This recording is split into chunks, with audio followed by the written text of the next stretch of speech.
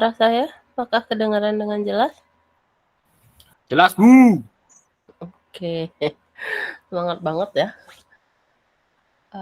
Untuk layar presentasinya, share screen-nya Aman, Ibu. Terlihat. Terlihat, Bu. Oke, bisa kita mulai ya kalau begitu untuk materi hari ini. Jangan lupa juga sekalian dicek presensinya di portal ya. Atau ada yang sudah presensi? Sudah, Bu. Sudah ya, tidak ada kendala ya di portal? Tidak ada, Bu. Oke, kalau begitu kita mulai saja untuk materi hari ini ya, materi terakhir sebelum Anda melaksanakan UTS. Oke, Assalamualaikum warahmatullahi wabarakatuh. Waalaikumsalam warahmatullahi wabarakatuh.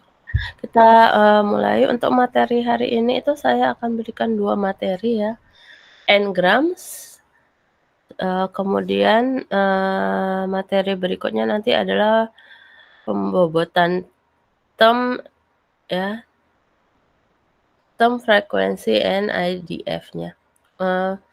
Sepertinya saat saya cek di grup, saya sudah sharing materinya ya, untuk TF-IDF, cuman nggak apa-apa saya berikan lagi contoh pengertiannya di sini karena materi N-grams juga tidak begitu sulit dipahami ya. Oke, kita mulai saja untuk N-grams-nya. N-grams ya, dalam pemrosesan bahasa alami, N-grams itu adalah potongan N karakter dalam suatu string tertentu atau potongan N kata dalam suatu kalimat tertentu. Seperti yang kita ketahui bahwa pemrosesan bahasa alami itu adalah materi atau perkuliahan mengenai struktur bahasa gitu ya sebenarnya. Struktur bahasa tetapi dilihat dari sudut pandang ilmu komputer atau teknik informatika gitu. Sehingga kalau ditemukan kata N-grams di sini, N itu berarti maksudnya adalah banyak ya, seperti 1 sampai ke N gitu. Jadi anggotanya banyak. Makanya kita sebut dengan N-grams. Grams di sini bukan ukuran berat ya, tetapi grammar seperti itu. Oke, so definisi dari N-grams itu adalah cara gamblangnya adalah potongan N kata dalam suatu kalimat yang ada. Jadi potongan per katanya itulah yang kita sebut dengan N-gram ya. Oke. Atau bisa juga sebuah suburutan dari sejumlah N elemen dari urutan yang diberikan. Kita nggak tahu urutannya berapa jumlahnya, sehingga kita sebut dia dengan N elemen. Elemennya itu bisa berupa fonem, bisa berupa huruf dan kata, ya tergantung kebutuhan aplikasi yang mau kita bangun dalam pemrosesan bahasa alami, yang memakai pemrosesan bahasa alami. So, memang di pemrosesan bahasa alami ini kita bermain dengan kata ya sebenarnya. Jadi Anda harus mengetahui struktur kata, penyusunan kalimat gitu loh. Kemudian definisi atau istilah-istilah penting seperti fonem ya. Apa yang dimaksud dengan fonem? Ya, fonem ini adalah urutan. Bentar ya.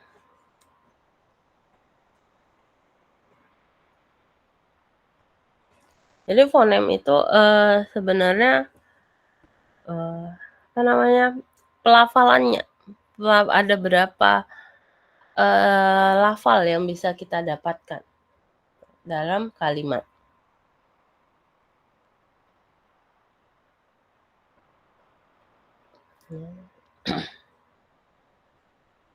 Jadi misalnya atau bunyi bahasa ya fonem itu. Jadi ada berapa bunyi bahasa atau bunyi kata seperti itu yang bisa kita pisahkan misalnya. Itu yang dimaksud dengan N elemen yang kita butuhkan. Kemudian biasanya sih kita pakai N-gram ini bisa kita pakai untuk word prediction task atau memprediksi kata apa nanti yang muncul setelah satu kalimat misalnya.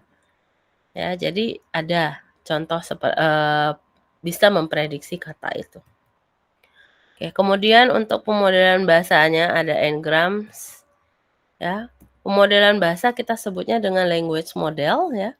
Pemodelan itu yang memberikan nilai probabilitas untuk setiap kata yang berada dalam suatu ruang sampel atau teks dataset atau dokumen.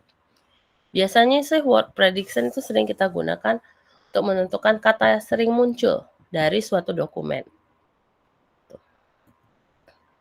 Nah, kita sebutnya untuk penentuan probabilitas kata itu bisa sebagai statistical language model atau conditional language model. Nah, bagaimana Ngrams yang dimaksud? Oke, ini adalah contoh Ngrams. Ngram itu ada banyak sih ya, gitu.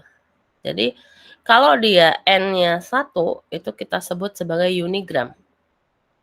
Jadi kalau kita mau N-nya 2, itu disebut dengan bigram. Kalau dengan N3, itu disebut dengan trigram. Dan seterusnya nanti ada quartet ya. Atau nanti pentagram. Itu penta itu 8. Gitu. Ya. Jadi semakin berurut, semakin banyak Ngram yang mau kita ambil ya, nantinya bisa jadi dia akan menjadi satu kalimat yang utuh. Oke, cuman yang sering diberikan contoh untuk PBA sebagai representasi Ngram itu sampai trigram saja sih ya, sudah cukup. Sepertinya nanti kalian akan mengerti kalau sudah sampai pada trigram. Oke, Ngram dalam kalimat itu gimana? Oke, ini seperti ini. Misal kita punya satu kalimat. Ya, contohnya misalnya kita punya satu kalimat, Andi suka bermain sepak bola di lapangan Senayan. Ini satu kalimatnya. So, untuk unigramnya, ya unigram tadi itu N-nya sama dengan 1 ya. Untuk unigram maka dia akan berbentuk seperti ini jadinya. So, Andi, suka, bermain. Ya, jadi unigram itu dipotong per kata. So, Andi suka bermain sepak bola di lapangan Senayan. So, dipisah per katanya Andi suka bermain sepak bola di lapangan Senayan. Nah, itu sudah unigram. Ya. Kalau begitu di sini ada berapa unigram dalam satu kalimat ini? Anda bisa tahu? Ada yang tahu?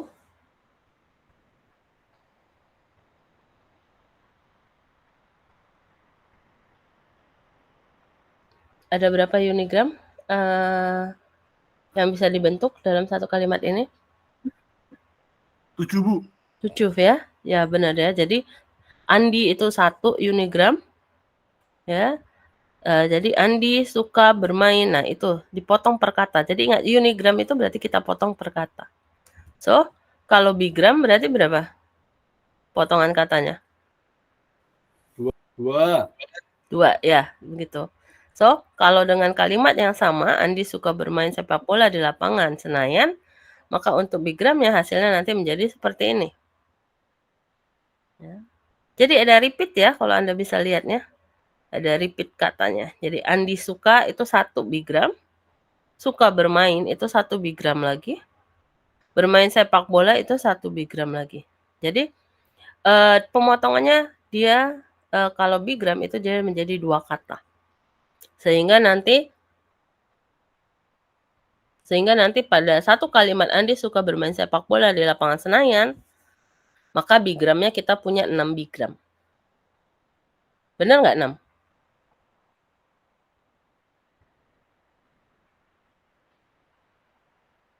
Iya, 6.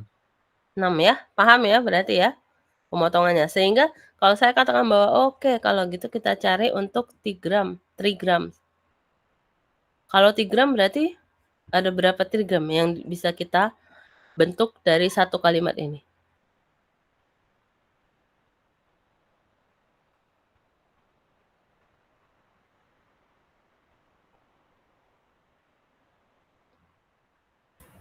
Lima, Bu.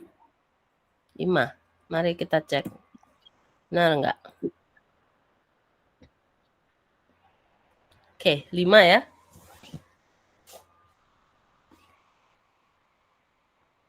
Gampang ini kalau trigram karena kita hanya mencari kebutuhan apakah kita perlu mencari dia menggunakan unigram, bigram, atau trigram. Paham sampai di sini?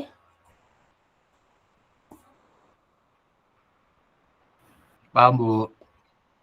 Oke. Yang lain nanti selesai kita online hari ini kan nanti ada videonya. Nah, videonya nanti saya sharing lagi sehingga Anda bisa mengulang lagi kalau belum paham nantinya. Oke. Nah, kemudian untuk n-grams dalam kata. Oke. Bagaimana kalau tadi kan kita contohnya n-gram dalam kalimat ya. Sekarang n-gram dalam kata. Kalau saya berikan kata pemerintah, maka nanti unigramnya bagaimana?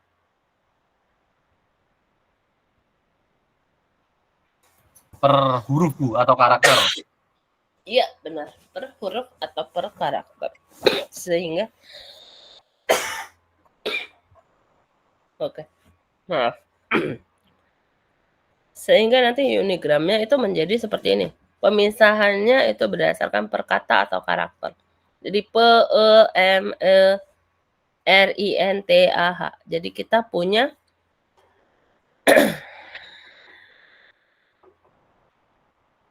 ada 10 ya. Jadi kita punya 10 unigram dalam satu kata pemerintah. Oke, bagaimana kalau bigramnya?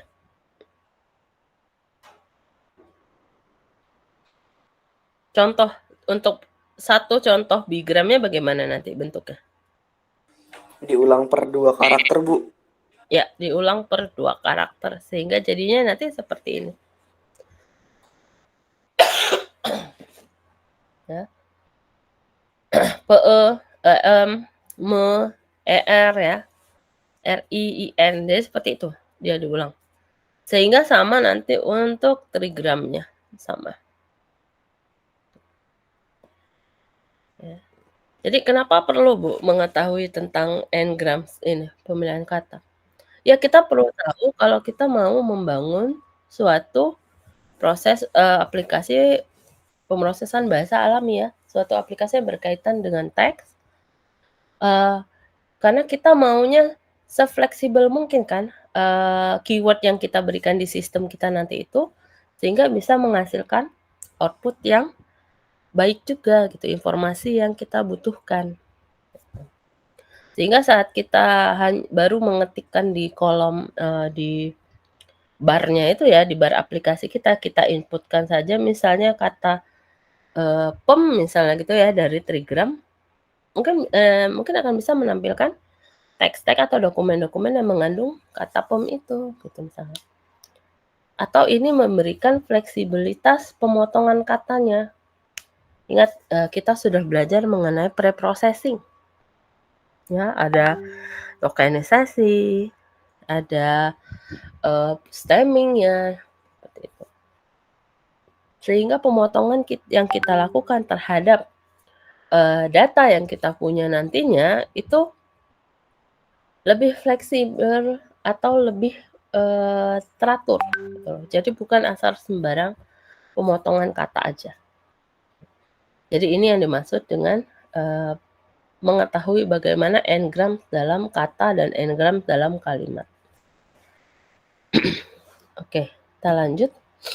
Untuk n-grams model ya. Oke. Sampai beberapa slide berikutnya ini nanti menggunakan slide bahasa Inggris ya karena saya sedikit susah untuk menerjemahkannya ke bahasa Indonesia. Jadi untuk n-gram modelsnya ya, untuk secara formal kita bisa kita akan menggunakan knowledge ya, knowledge dalam menghitung n-gram untuk mengakses probabilitas, kondisi probabilitas dari kata yang mau kita yang mau ditampilkan ya, kata yang mau ditampilkan dalam sequence berikutnya. Jadi n-gram models ini kita bisa hitung juga sih berapa, misalnya kita diberikan suatu kalimat sentence gitu ya, kita diberikan suatu kalimat, kemudian kita bisa prediksi nih ada berapa n-grams tanpa perlu harus menghitung satu-satu nantinya. Gitu. Ya, kita bisa menggunakan probabilitas dari keseluruhan kemunculan katanya. Ya. Misalnya untuk aplikasinya, ya aplikasi-aplikasi Ngrams ini Anda bisa lihat pada fungsinya biasanya itu berguna untuk fitur-fitur autocorrect pada aplikasi yang mau kita buat. Contohnya aja misalnya ini, Microsoft Word. Anda ngetik di Word gitu ya, kadang dia ada predik kan, ada kalimat yang bisa memprediksi, padahal kita baru menulis misalnya ber aja gitu, kata ber. Tapi dia sudah memberikan suggestion, ada suggestion di situ, misalnya bermain. Atau kita salah tulis misalnya, bermain kita tulisnya BR main, E-nya hilang. Nah, dia akan ada autocorrect yang mengatakan bahwa apakah jangan-jangan yang Anda maksud adalah kata bermain, bukan BR main gitu. Nah, itu adalah salah satu fungsi Ngram yang bisa kita tambahkan ke aplikasi yang mau kita bangun ya. Misal untuk menjadi fitur autocorrect-nya. Atau fitur search, kata kunci ya pencariannya di Google Search, itu juga bisa. Atau kemudian untuk automatic speech recognition, ya pengenalan suara ya otomatis. Itu biasanya kalau Anda pernah pakai Google Assistant ya atau handphone Anda memakai Apple itu Siri-nya, fungsi Siri. Nah, di situ kan kita speech recognition ya, apa yang kita perintahkan dengan suara itu yang diterjemahkan atau dicari oleh sistem. Nah, itu perlunya kejelasan untuk Ngram tadi. Kenapa? Karena dengan menggunakan Ngram, kalau kita mau pakai ke automatic speech recognition, pengenalan pola suara, kita harus bisa menjelaskan fonem huruf yang mau kita berikan ke sistem. Jadi fonem itu kan suara ya, suara huruf. Misalnya kalau B itu adalah B gitu loh. Nah, itu sebenarnya harus Anda buat. Kalau Anda membuat automatic speech recognition, maka Anda harus melakukan pengenalan itu. Misalnya adalah untuk huruf vokal. Untuk huruf vokal misalnya A. Nah, A itu jelas. A. Tapi kan ada orang yang nanti bilang ya. Nah, apakah atau A dengan suara yang lembut atau A hanya sebentar? Seperti itu. Nah, itu harus mengenali bahwa benarkah untuk fonem yang seperti ini, suara yang seperti ini itu adalah yang dikenali huruf A jika kita untuk bahasa Indonesia. Beda kalau Anda nanti membuat lagi automatic speech recognition untuk menggunakan bahasa Inggris. Nah, kalau bahasa Inggris lagi A itu nggak ada kan, adanya kan E. Ya, pelafalan fonemnya itu. Nah, itu yang dimaksud dengan Ngram tadi, sehingga kalau dia misalnya pem ya, kalau kita pakai trigram seperti tadi pemotongannya pem, maka suaranya bagaimana yang harus dikenali. Jadi bigrams ngrams itu sebenarnya diperlukan untuk speech pengenalan aksennya nanti, aksen saat kita menggunakan suara. Seperti itu. Bagaimana pelafalan dari setiap fonem yang kita punya. Jadi kalau bertanya-tanya di mana diperlukan Ngrams itu, jadi kebanyakan dia seperti itu. Ya. Oke, next. Kita bisa untuk handwriting and character recognition juga bisa. Atau nanti spelling correction ya. Jadi aplikasi-aplikasi yang menggunakan Ngrams ini salah satu yang sering dipakai gitu ya. Oke. Next. Lalu counting. Counting artinya adalah bagaimana menghitungnya ya. Misal kita punya kalimat seperti ini. Kalau tadi contohnya kita bahasa Indonesia, sekarang saya ambil untuk counting Ngrams-nya bahasa Inggris misalnya. Misalnya diberikan kalimat seperti yang tertera di layar Anda bahwa he stepped out into the hall, was delighted to encounter a water brother. Oke. So, di sini bagaimana bentuk tokennya? Ada yang masih ingat bagaimana membuat suatu token? Ada berapa token dari kalimat yang dimaksud ini?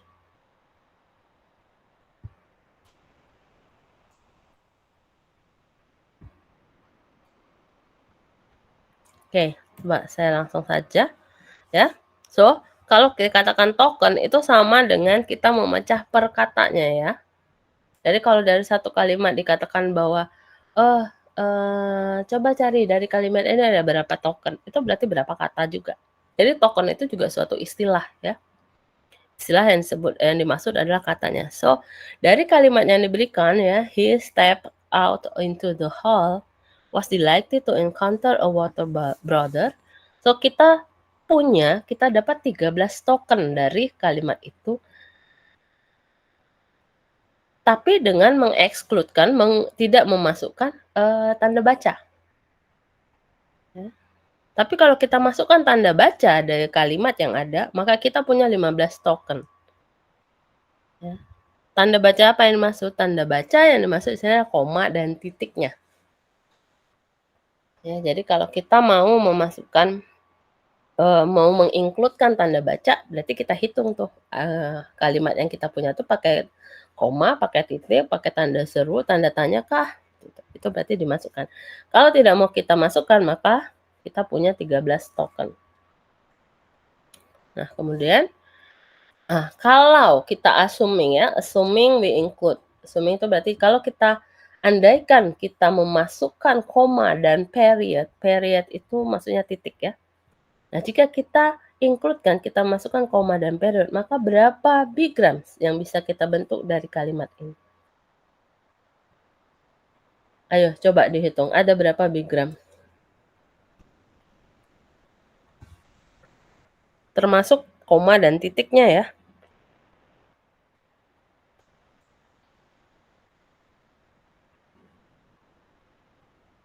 Ada yang bisa?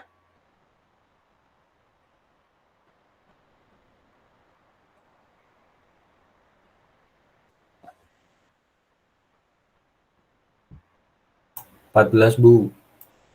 Ya, kira-kira sekitar 14 ya. Wah, ini asik banget kalau kalimatnya cuma satu kalimat. Oke. So, gampang ya kalau masih satu kalimat. Tapi kalau misalnya kayak satu dokumen gitu, bagaimana Anda menghitung bigramnya? Anggaplah nggak usah panjang-panjang. Satu halaman A4 aja itu ternyata terdiri dari misal 4 alinea. Setiap alinea itu memiliki 10 kalimat. Nah, Anda kalau disuruh menghitung bigramnya wah satu-satu gitu ya, itu lama. Jadi selalu nggak sesimpel itu. Ya, bagaimana kalau katanya nanti pakai kata, ada kata ini, apa ya namanya dalam bahasa Inggris, eksklamasi. Eksklamasi itu kayak gini dia, I do mainly business data processing. So, kita kan kalau ngomong kadang ada berhentinya, kayak saya ini aja dah, seperti itu ya. Nah, bagaimana dengan kata eksklamasi itu? Seperti itu. Nah, apakah itu harus kita hitung? Kalau ternyata di kalimatnya ada. Nah, jadi banyak contoh nanti, ya. Ada penambahan kata eksklamasi seperti gitu. Gitu. Itu dihitung atau tidak. Nah, itu kita lihat lagi. Untuk spoken language, ya, spoken language, bagaimana dengan kata di sini? Nah, kalau di sini ya, kemudian ada kata repetition. Ya, repetition itu kata yang berulang. Seperti yang dicontoh di atas sini, main dengan mainly itu kan istilahnya sama, hampir sama. Nah, dia diulang 2 kali, mainly seperti itu. Nah, itu bagaimana? Apakah harus kita hitung 2 kali atau hanya hitung sekali? Ya. Nah, untuk hal-hal seperti ini, nah ini asiknya PBA ini ya, Natural Language Processing kalau kita mau bangun sistemnya. Untuk hal-hal berulang seperti ini kita pakai kata dan sebagainya itu atau kata yang berulang. The answer ya, apakah kita mau menggunakannya atau tidak itu tergantung dari aplikasi yang mau kita bangun. Jadi kalau misalnya aplikasi yang mau kita bangun ada untuk mentranslate dokumen, maka untuk kata itu kan tidak ada artinya ya. Jadi bisa kita sampingkan gitu, nggak usah dipakai, nggak usah dikenali. Karena tidak memiliki arti. Tapi kalau untuk automatic speech recognition, bisa jadi kita butuh itu, gitu loh. Kata gitu. atau kata-kata yang berulang itu. Sehingga nanti bisa dibuat ini menandakan dengan auto speech recognition, bisa jadi dia menandakan ini kegugupan si pembicaranya seperti itu. Untuk mengenali emosinya. Karena sekarang AI untuk speech recognition itu sudah banyak ya. Penelitiannya itu sekarang trennya itu menduga bagaimana kondisi psikis si pembicara ini gitu, suara yang mau dikenalin ini gitu. Nah, jadi asiknya belajar membangun sistem PBA atau NLP ini adalah tergantung kita, tergantung dari sistem yang mau kita bangun gitu untuk menentukan katanya. Apakah itu perlu kita pakai atau tidak nanti.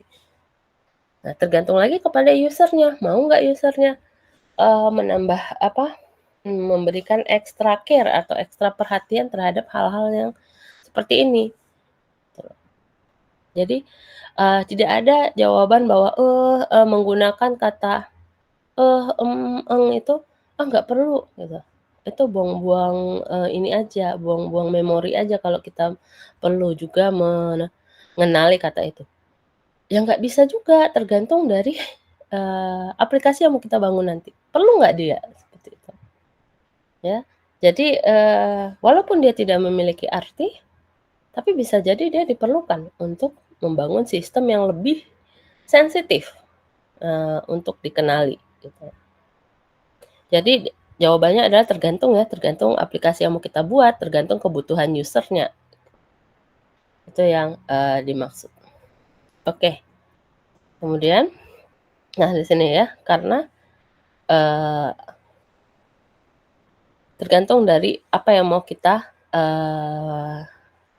buat dari aplikasi itu. Oke. Kemudian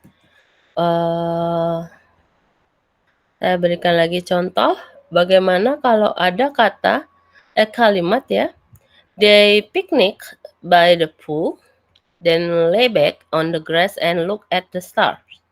So, kita akan punya 18 token dari contoh kalimat ini.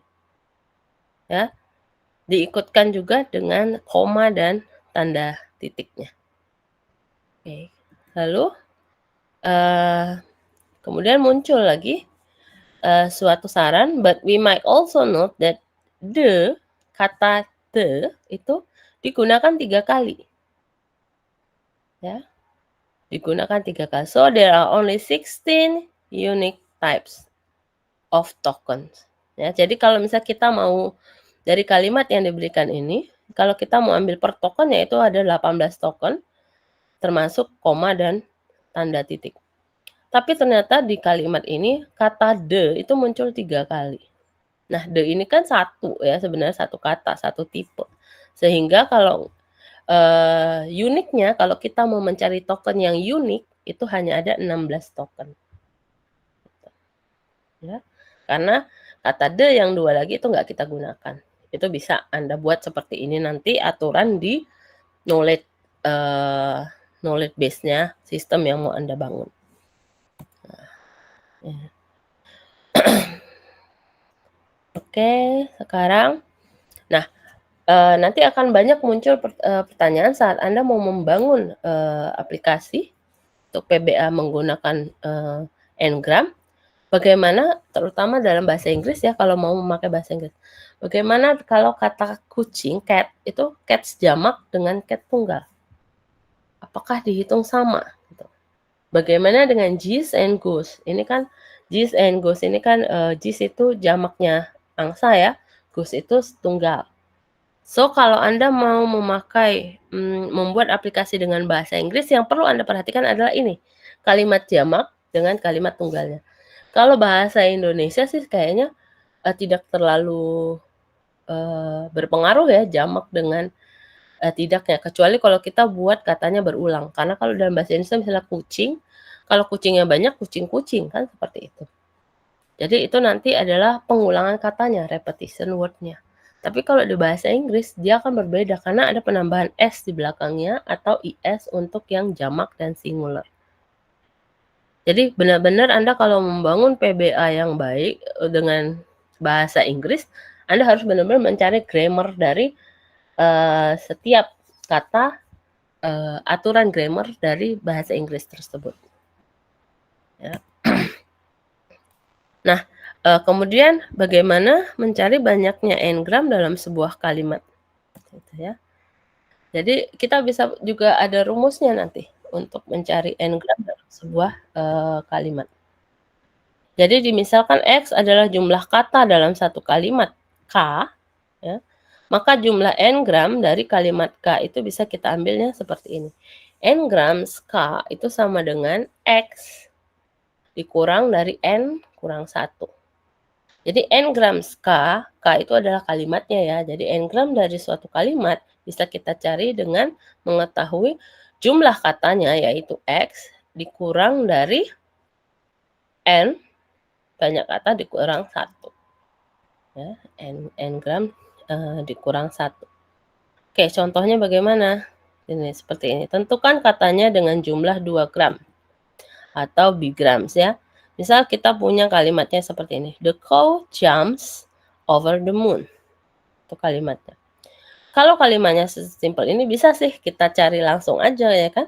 Ada berapa bigram di sini dari kalimat ini.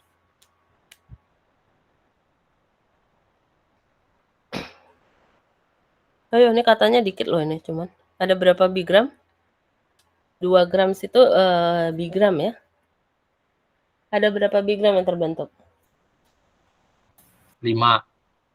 5. Cek. Kita cek. X-nya ada 6. Ya, katanya ada 6 di kalimat ini kita punya 6 kata, berarti X sama dengan 6. Lalu kita cari untuk N-nya itu 2 gram. Ya, 2, berarti bigram. Sehingga yang kita dapat adalah the cow jumps over the and the moon. Jadi ada 5. Kalau kita masukkan ke rumus, dia akan seperti ini. Jadi n-grams dari kalimat ini adalah X dikurang N kurang 1. Sama dengan X-nya 6 dikurang N-nya adalah 2, berarti 2 dikurang 1. 1. Berarti 6 dikurang 1 adalah 5. Berarti kita punya 5 gram. Jadi bisa kita masukkan ke dalam rumusnya juga. Biar cepat.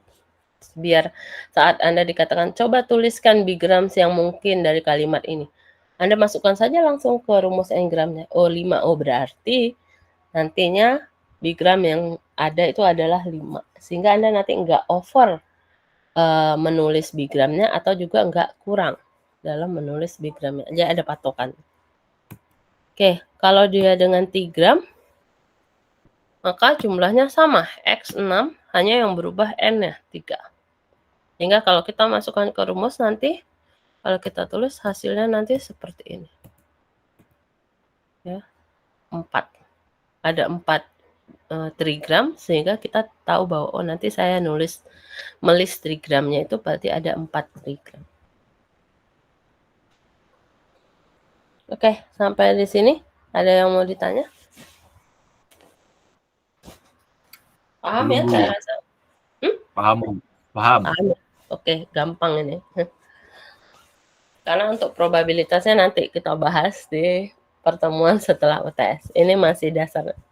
Oke, karena saya rasa juga masih mudah, kita masuk saja ke pembobotan katanya. Ya, untuk bentar saya cek dulu di grup.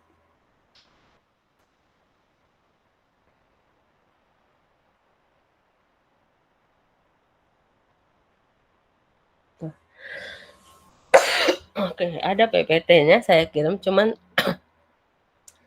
apa-apa kita ulang lagi ya. Untuk pembobotan kata dalam PBA. Di sini ada yang sudah pernah mengambil ini STBI, mata kuliah STBI.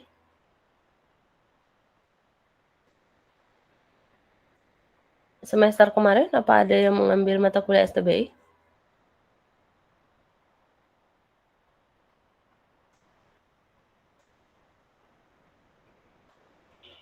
Tidak ada yang mengambil mata kuliah pilihan? Tidak ada, Bu. Sepertinya, Bu.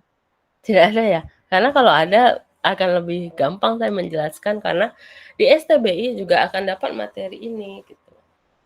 Oke, karena belum ada, saya jelaskan lagi ya. Jadi sorry. Pembobotan kata ini berarti kita bisa menghitung ya, seberapa sering suatu kata itu muncul dalam dokumen ya. Atau juga kita bisa memprediksi nanti dokumen mana yang direkomendasikan untuk kita dengan hanya memberikan kata kuncinya nanti, pencariannya. Misalnya contohnya gini, nanti di Google Search misalnya Anda ketik pembobotan kata misalnya gitu ya, di Google Search, di barnya itu Anda ketikkan pembobotan kata dalam PBA misalnya. Begitu Anda klik enter search, maka sistem akan mencari itu. Oh, materi pembobotan kata dalam PBA nih. Dia akan mencari dokumen yang banyak di internet yang kita sebut dengan corpus itu. Dia akan mencarinya. Ya, kemudian dia akan merekomendasikan ke kita dokumen mana yang mendekati dari kata kunci yang kita maksud. Nah, itulah nanti yang muncul list search ya, list search halaman Google yang sudah berurutan itu. Halaman pertamanya apa saja muncul. Nah, halaman pertama biasanya adalah halaman yang paling direkomendasikan oleh pencarian Google. Nah, ini sama ya prinsipnya. Jadi pembobotan kata memberikan rekomendasi kepada kita dokumen mana nih sebenarnya yang paling pas dari kata kunci yang kita berikan.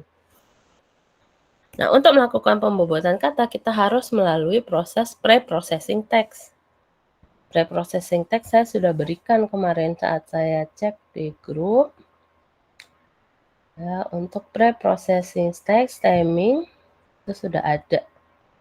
Ya, sebenarnya sih saya sudah berikan juga nih pembobotan kata, term week-nya, video rekomendasinya ya. Cuma saya nggak tahu apakah Anda menontonnya atau tidak, sehingga saya ulang lagi ini karena materi ini masuk ke ke UTS ya. Oke, saya berikan clue 1, kisi-kisi 1 bahwa materi pembobotan kata itu masuk ke UTS-nya, sehingga saya berikan penjelasan lagi.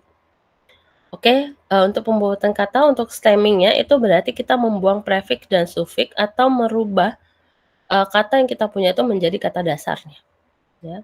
Contoh, ya, menyelesaikan. Jika ada kata menyelesaikan, maka kembalikan ke kata dasarnya, selesai. Sehingga kita harus stem, harus potong. Apa yang dipotong? Prefix dan suffixnya.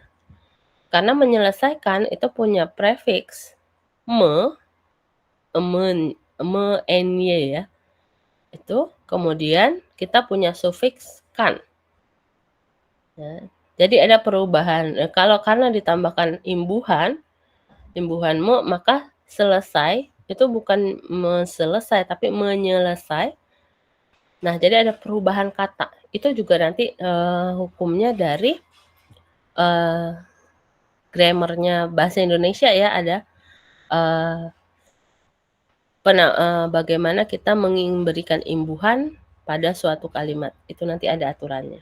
Bisa Anda cek nanti ke bahasa Indonesia, aturan bahasa Indonesia. Sehingga stemming itu dilakukan atas dasar asumsi bahwa kata-kata yang memiliki stem yang sama akan memiliki makna yang serupa pula. Ya, sehingga kita tetap harus hati-hati dalam menstemming katanya. Ya. Tujuan stemming itu adalah efisiensi atau mengurangi jumlah kata-kata unik dalam indeks yang mau kita buat. Juga tujuannya efektivitas, yaitu meningkatkan dokumen yang ditemukan kembali atau kita recall dengan mengurangi varian kata menjadi bentuk kata dasarnya. Jadi sebenarnya di Google Search juga seperti itu ya. Mau sebanyak apapun kalimat yang kata kunci yang Anda tuliskan di search bar-nya itu, sebenarnya pada akhirnya nanti saat Anda tekan search, itu semua kalimat yang Anda buat atau kata kunci yang Anda buat di bar search itu akan dikembalikan ke kata dasarnya semua, gitu loh. Itu juga prinsip yang dipakai oleh Google Search. Sehingga Anda mau tulis apapun sebenarnya nanti pakai tanda tanya, tanda seru, sebenarnya itu nggak akan dibaca tanda tanya dan tanda serunya itu. Tuh. Karena yang dibaca oleh algoritma Google itu adalah kata dasarnya dari setiap kata kunci yang kita masukkan. Nah, itu prinsip yang sama. Nah, hal ini yang dibahas di STBI ya sebenarnya. Tapi oke, kita buat ini dulu. Kalau Anda berminat untuk melanjutkan penelitian mengenai PBA, itu saya sarankan semester depan ambil mata kuliah Sistem Temu Balik Informasi. Sehingga nambah nanti pengetahuannya.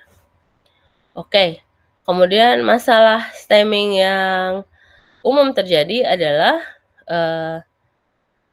perubahan saat kita perubahan kata dasarnya dengan pelafalannya. Jadi contoh kadaluarsa. Kadang kita pakai bahasa sehari-hari itu ngadaluarsa gitu ya. Atau bisa jadi proses masalah yang stemming adalah overstemming atau dia nanti ini understemming dengan overstemming. Hati-hati ya. Hati-hati pada understemming itu adalah jumlah kata atau imbuhan yang dipotong terlalu sedikit. Itu bisa terjadi. Sedangkan overstemming itu adalah imbuhan yang dipotong terlalu banyak. Jadi contoh kata untuk understemming yaitu pemotongan sedikit. Contoh misalnya kata pengorbanan. Saat kita stemming menjadi korbanan. Karena yang kita stemming cuman prefiksnya doang. Sufiksnya enggak. Overstemming itu pemotongan terlalu banyak. Misal kata mencapai. Setelah kita potong prefiksnya men. Oke, imbuhan mennya dihapus. Ternyata sistem mengenali ada akhiran i. Memang ada akhiran i ya di bahasa Indonesia. Sehingga saat mencapai itu jadi kata capai, ternyata sistem itu overstemming mengenali i terakhir pada kata capai itu adalah imbuhannya, sehingga dipotonglah i-nya, sehingga menghasilkan kata capa. Gitu. Nah, ini adalah kesalahan-kesalahan yang sering terjadi kalau kita pakai stemming, ya, algoritma stemming yang kurang benar, sehingga kita harus cek sebagai pembuat aplikasi, kita tetap harus cek lagi. Maka ada teknik nah ini ada program stemmer yang bisa kita gunakan ya. Nah, jadi yang paling terkenal itu kalau untuk bahasa Inggris adalah implementasi Porter Stemmer. Nah, ini memang adalah algoritma yang sudah dibuat, yang sudah ada, yang kita bisa tinggal pakai. Jadi ada untuk bahasa Inggris kita punya Porter Stemmer namanya ya, nama aplikasinya. Ini ada link webnya. Silakan Anda cek nanti. Kalau untuk bahasa Indonesia kita ada tiga program stemmer yang bisa Anda pakai. Yang pertama itu adalah Neil Siregar ya, untuk stemmer Neil Siregar, atau program algoritma stemmernya Adiani Nazif. Ini yang paling sering dipakai mahasiswa saat skripsi ini, Adiani Nazif. Kemudian ada juga Ahmad Ridho. Ya, dari Ahmad Ridho dan Julio Adi Santoso, itu bisa Anda buat sebagai program algoritma stemmernya nanti, atau bisa juga dengan bantuan kamus ya. Kalau dengan bantuan kamus berarti jika manually kita harus cek satu-satu tuh katanya, benar nggak nih ada kata capai, kata dasar capai, benar nggak ada kata dasar capa, kalau nggak ada berarti salah itu. Nah itu cek manual ya istilahnya. So, kalau Anda mau membuat mesin translation kah, mau membuat analisis sentimen kah, untuk stemmernya Anda mau pakai, kalau dia pakai bahasa Indonesia, silakan pakai 3 algoritma yang diberikan ini. Ini bisa Anda lakukan. Oke, next. Saya lanjut saja untuk pembobotannya. Ya. Untuk pembobotan kata, itu adalah makin sering suatu kata muncul pada satu dokumen, maka diduga semakin penting kata itu untuk dokumen tersebut. Tapi hati-hati jika kata yang muncul itu paling sering nanti adalah kata-kata yang tidak memiliki makna. Misalnya seperti kata sambung, kata hubung ya, atau preposisi seperti itu. Contoh, kadang itu yang paling sering muncul di dokumen adalah kata atau, ini, ya, itu, iyalah, adalah. Nah, kadang kan itu kata-kata yang kurang penting. Jadi nanti tergantung kepada si pembuat aplikasi apakah mau memasukkan kata-kata itu sebagai basis pengetahuannya atau enggak. Nah, kemudian ada beberapa pendekatan ataupun istilah Ya ada dalam pembobotan kata yaitu TF, TF IDF, BM25 dan sebagainya. Nah, untuk TF itu sebenarnya adalah istilah dari term frekuensi. Nah, ini yang harus Anda ingat karena selanjutnya saya akan sering menyebutkan istilahnya aja yaitu TF. Ya, tapi TF itu maksudnya adalah term frekuensi, yaitu frekuensi kemunculan suatu term T pada dokumen D. Ya, jadi term frekuensi itu adalah kemunculan dari frekuensi kemunculan suatu term. Term itu apa? Term itu kata. Ya. Atau kita sebut dengan T di sini. Jadi kita bisa menghitung kemunculan suatu kata pada suatu dokumen. Contoh ya, contoh di sini ada di tabel, Anda bisa lihat termnya itu ada 7 term, yaitu dari, database, dengan, informasi, komputer, struktur, yang. Nah ini ada 7 term, dengan dokumennya ada 5, D1, D2, D3, D4, D5. Jadi ada 7 term dari dan ada 5 dokumen. 5 dokumen dimulai dari D1, D2, D3, D4, D5. Nah, term dari atau kata dari itu di dokumen 1 muncul 20 kali. Di dokumen 2 itu muncul 100 kali. Di dokumen 3 10, dokumen 4 22 dan dokumen 5 10. Nah, ini anggaplah ini sudah hasil perhitungan dari yang dilakukan. Ya. Sehingga term frekuensinya kita bisa lihat bahwa dari ini muncul di dokumen 3 10 kali. Informasi di dokumen 3 itu 0. 0 artinya dia tidak muncul sama sekali, tidak disebutkan sama sekali di D3, dokumen 3. Ya. Jadi ini yang dimaksud dengan term frekuensi, kemunculan kata itu atau kemunculan termnya pada dokumen yang bersangkutan. Nah, kemudian ada yang kita sebut dengan dokumen frekuensi. Ya. Jadi kalau term frekuensi adalah frekuensi kemunculan suatu term atau suatu kata pada dokumen, kalau dokumen frekuensi, istilahnya DF, itu adalah banyaknya dokumen di dalam koleksi yang mengandung kata tertentu. Ya. Gitu. Contoh ya. Dari, kata dari itu 500 kali munculnya. Ya. Nah, database itu 25. Dengan dan sebagainya. Anda bisa lihat di tabel ini. Jadi dokumen frekuensi adalah banyaknya dokumen yang muncul. Oke. Kemudian kalau sudah TF, DF, kemudian ada IDF. IDF itu adalah inverse dokumen frekuensi. Ya. Jadi untuk mencari banyaknya dokumen di mana satu term muncul, itu kita gunakan 1 per DF. DF itu adalah dokumen frekuensi ya. Kemudian dengan banyaknya dokumen atau jika seluruh dokumen koleksi N yang muncul, maka rumusnya untuk mencari IDF itu berubah menjadi IDF itu sama dengan logaritma dari N dibagi DF. Nah, logaritma N per DF. So, saya belum cek lagi ya, saya lupa ngecek di soal UTS apakah saya sudah buat boleh bawa kalkulator atau tidak. Ya, tapi nanti kalian boleh bawa kalkulator karena kita akan bermain ada perhitungan menggunakan log ya, logaritma. Oke.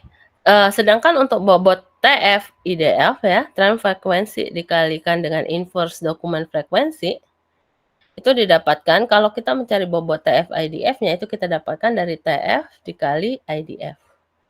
Sehingga bobot setiap term, setiap kata pada dokumen D, itu rumusnya adalah W. W itu simbol dari weight ya, weight itu adalah bobot.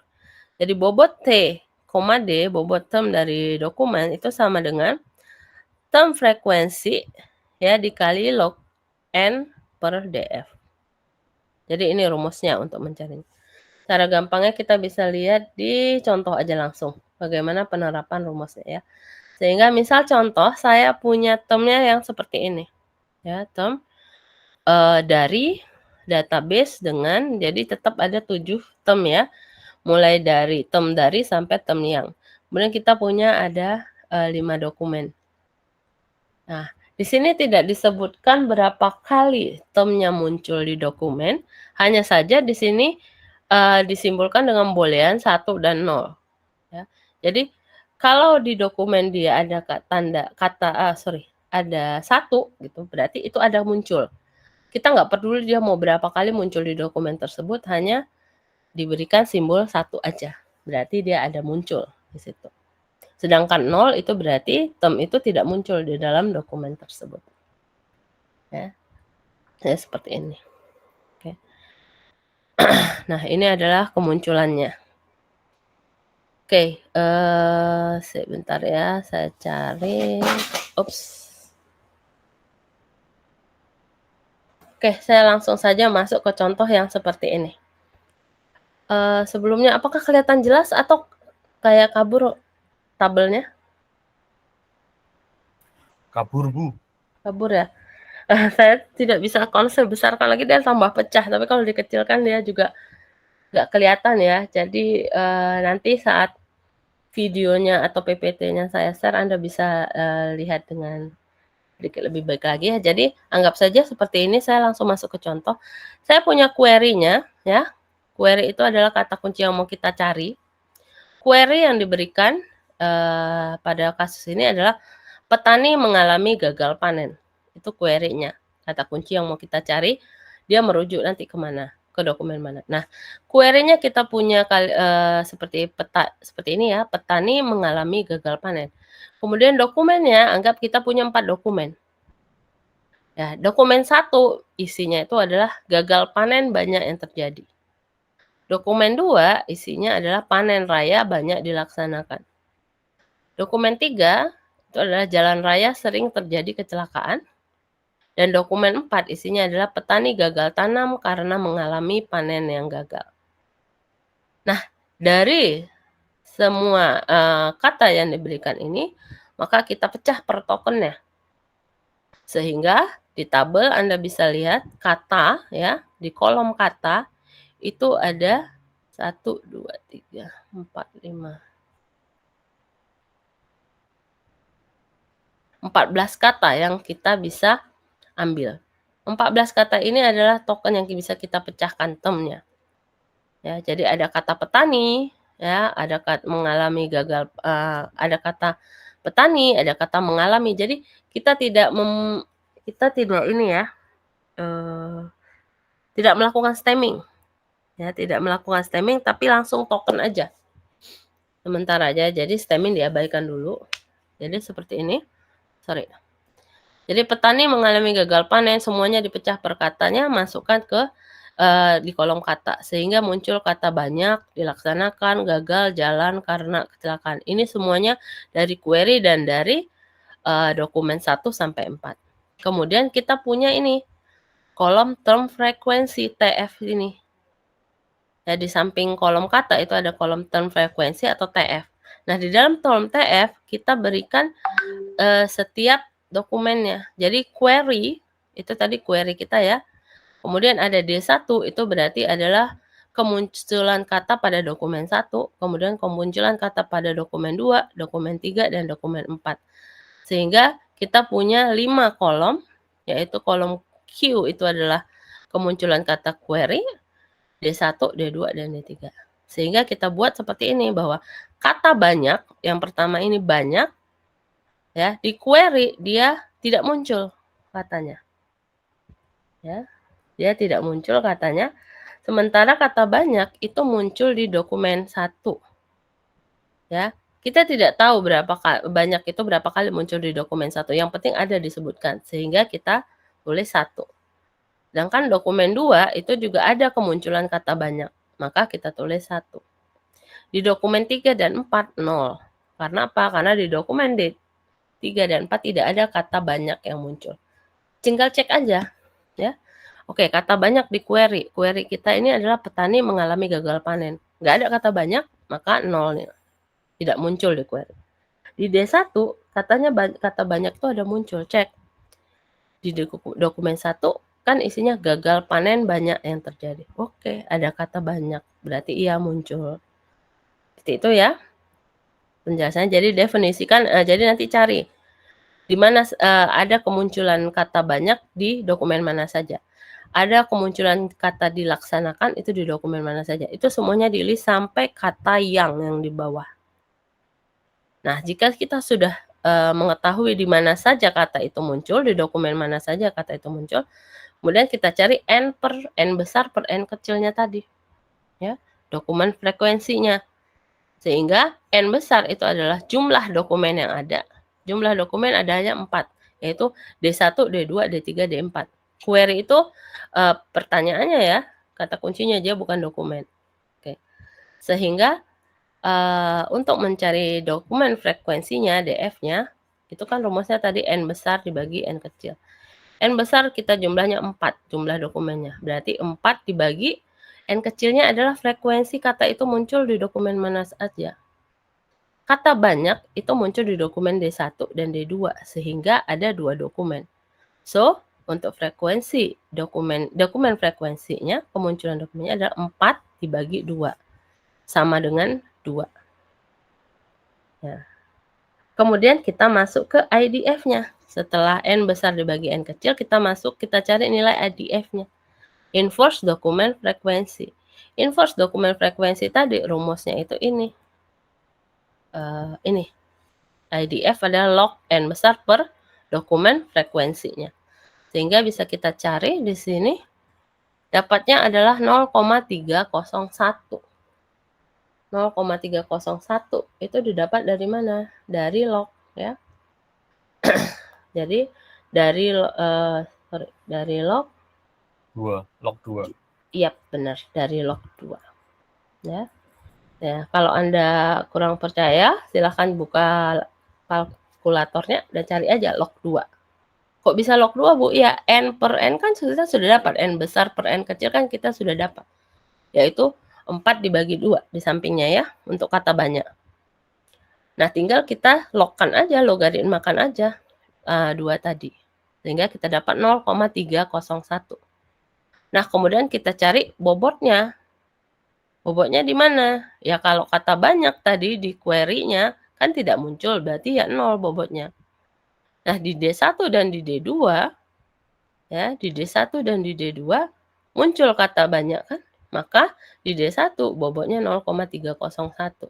Dan di D2 juga sama, bobot dari kata banyak itu adalah 0,31. Dan di D3 dan D4 karena dia tidak muncul di D3 dan D4, maka nilainya 0. Itu. Ya, sehingga itu yang langsung Anda lakukan semuanya. Contoh kedua adalah kata yang dilaksanakan. Ya, kata setelah banyak itu ada kata dilaksanakan. Cek query-nya. Ada nggak muncul kata dilaksanakan pada query? Tidak muncul, berarti term frekuensi di queue itu 0. Sedangkan cek di dokumen 1, di kata dilaksanakan ada nggak? Oh, tidak ada, berarti dia 0 juga. Kata dilaksanakan ternyata muncul di dokumen 2, yaitu panen raya banyak dilaksanakan. Oh, ada muncul kata, berarti 1. Di D3 dan di dokumen 3 dan di dokumen 4 nggak ada muncul kata dilaksanakan. Sehingga untuk term frekuensinya dia hanya muncul di D3 untuk kata dilaksanakan. Sedangkan untuk dokumen frekuensinya itu dia ada di 4. Ya, karena 4 dibagi 1 itu sama dengan 4. Sehingga IDF-nya itu adalah log 4 yang dicari. Log 4 itu 0,62. Maka bobotnya hanya muncul pada dokumen 2, D2 saja. Dan itu seterusnya ya, itu adalah pembobotannya. Semuanya dicari untuk pembobotan. Sampai di sini? Mengerti? Atau ada yang mau ditanya?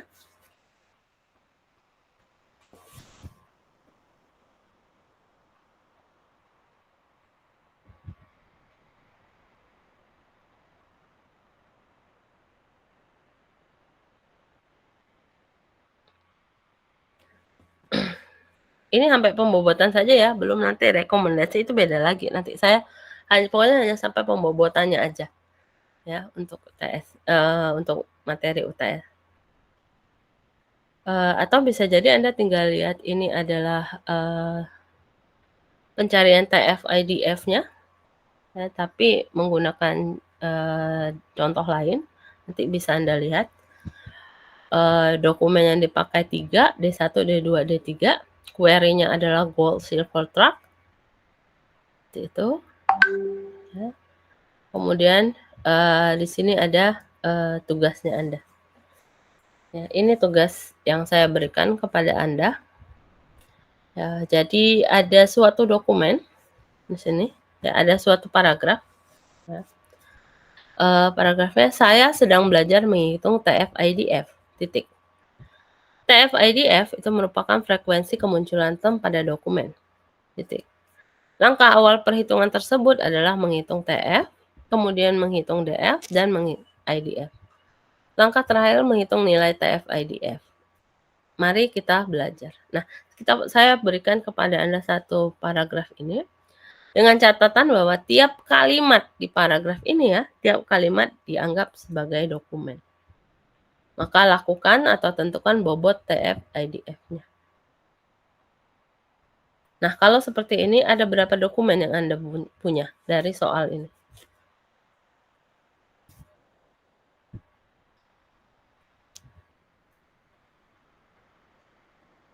Ada catatannya, ya. Tiap kalimat dianggap sebagai dokumen. Itu ada berapa dokumen?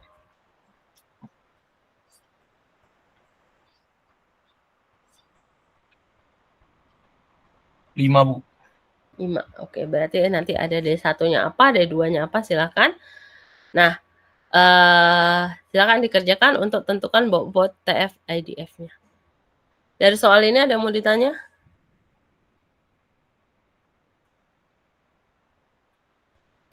Untuk pengerjaannya boleh menggunakan Excel, Bu? Atau tulis tangan? Tidak, tulis tangan.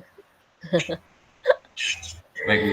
Ya, tulis tangan dikumpulkan hari Sabtu jam 12 di ruangan saya, di atas meja. Nah, kalau saya tidak ada di ruangan, letakkan saja di atas meja. Dikumpulkan per kelas, ya. Hati-hati tercampur dengan tugas dari kelas lain.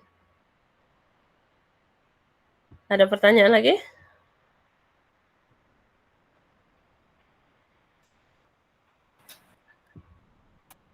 Tidak ada? Tidak ada. Yakin? Bu, kalau gini tuh query-nya jadinya apa, Bu? Nah, itu dia saya tanya tadi. Untung ada yang teliti. Itu query-nya belum ada, ya. Oke, query-nya catat sendiri. Ya, query-nya. Oh. Untung ada yang nanya tuh, kan? Makanya.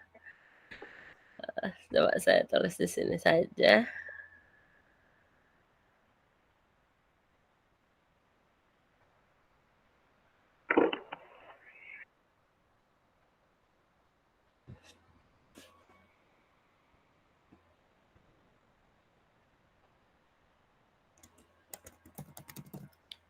Oke, query-nya adalah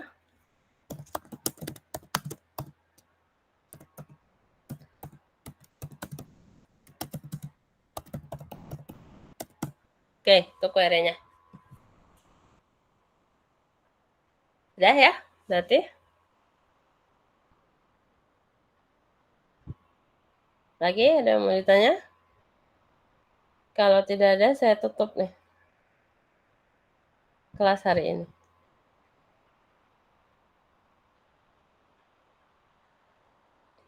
Oke, sebelum saya tutup, saya berikan satu lagi kisi-kisi UTS-nya. UTS kita bersifat online, ya. Sehingga nanti saya akan aktifkan cek plagiarism dari G-Drive yang saya beri, Google Form-nya, saya aktifkan cek plagiarismenya. Sehingga nanti kalau ada kemiripan, ya, antar tugas yang Anda kerjakan, saya langsung kurangin aja tuh poinnya. Berapa orang yang mirip? 2 orang. Berarti nilainya dibagi 2 nanti. Seperti itu aja. Berapa yang mirip pengerjaannya? 10 orang. Berarti nilainya dibagi 10. Nah, untuk kisi-kisinya, materi yang keluar otomatis, ya, pengertian definisi itu pasti keluar. Ya. Kemudian bigrams dan n-grams ya, kok bigram. N-grams, lalu parsing, stop word, stemming itu keluar. Kemudian TF-IDF sama pembobotannya. Itu dia. Oke, ada yang mau ditanya mengenai ujiannya?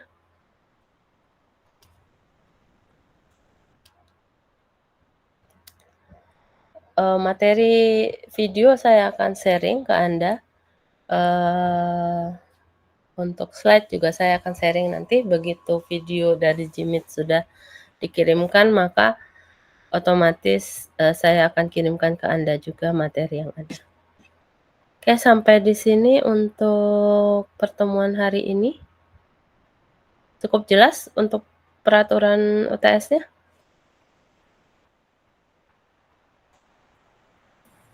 Cukup, Bu. Sudah? Oke, UTS tetap tulis tangan ya. Jadi UTS-nya karena online, itu nanti tetap tulis tangan. Kemudian dari tulis tangan itu difoto. Yang jelas ya fotonya. Baru nanti upload ke link yang akan saya berikan pas ujian nanti. Itu dalam bentuk PDF filenya. Jadi fotonya nanti harus jelas. Jangan kabur, goyang gitu ya. Pastikan dulu jelas. Baru Anda upload.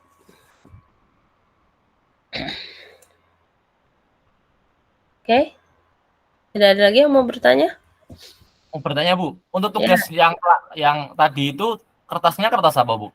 Terserah kertas apa yang kalian punya, asal jangan kertas yang buram, orat-orat yang tidak bisa dibaca lagi. Yang penting kertasnya bersih. Mau A4 boleh, mau kertas binder Anda boleh. Yang penting tulisan tangan ya. Hari Sabtu sebelum jam 12 harus sudah dikumpul di meja. Oke, ada lagi? Bu, izin bertanya, Bu. Untuk silakan. meyakinkan aja.